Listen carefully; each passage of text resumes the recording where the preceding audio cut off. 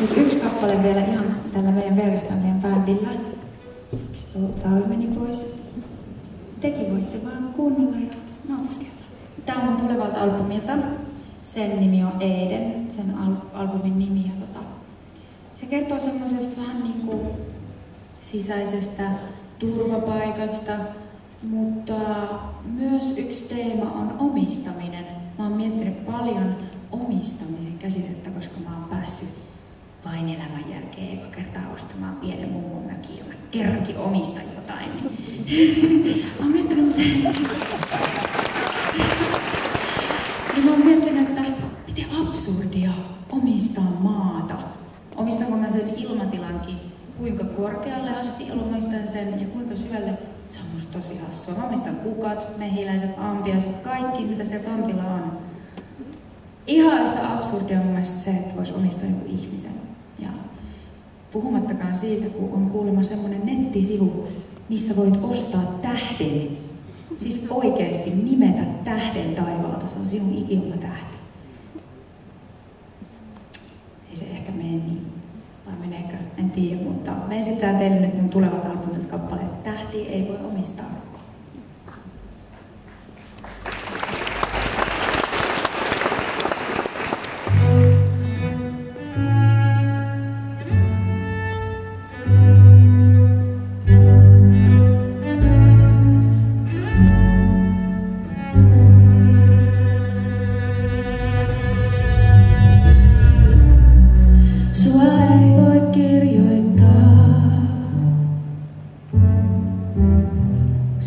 ei voi tallentaa.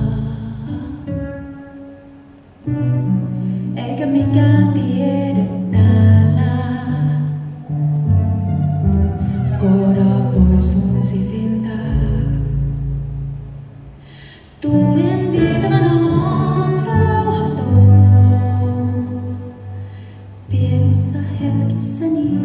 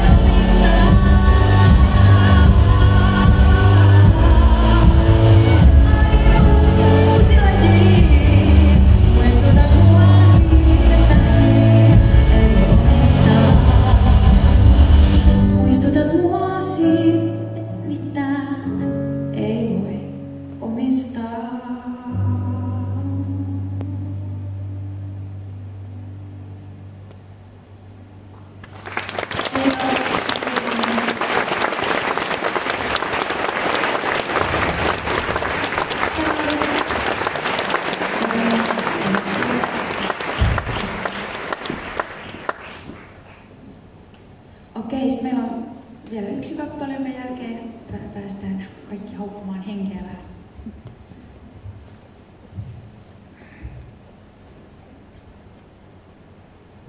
Ja itse asiassa mä ajankin sanoa jotain.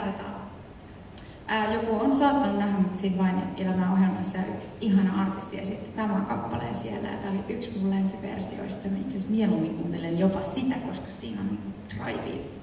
Tykkään sen myös. Tästäkin tykkään. Mutta tää on mulle tärkeä kappale, koska tässä on mun elämäni suurin dilemma nyt käsittelyssä. Ja se on se, että vaikka kaikki menisi hyvin, vaikka tulisi se täydellinen prinssi valkoisella ratsulla tai mitä ikinä, niin uskallanko mä ottaa sen onnen vastaan?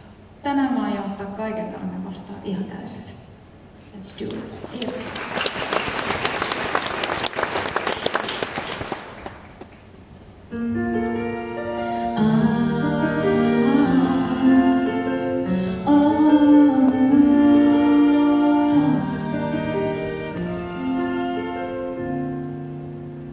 Sä voit lähteä ajamaan, ja sun tarvii edes halaa, baby.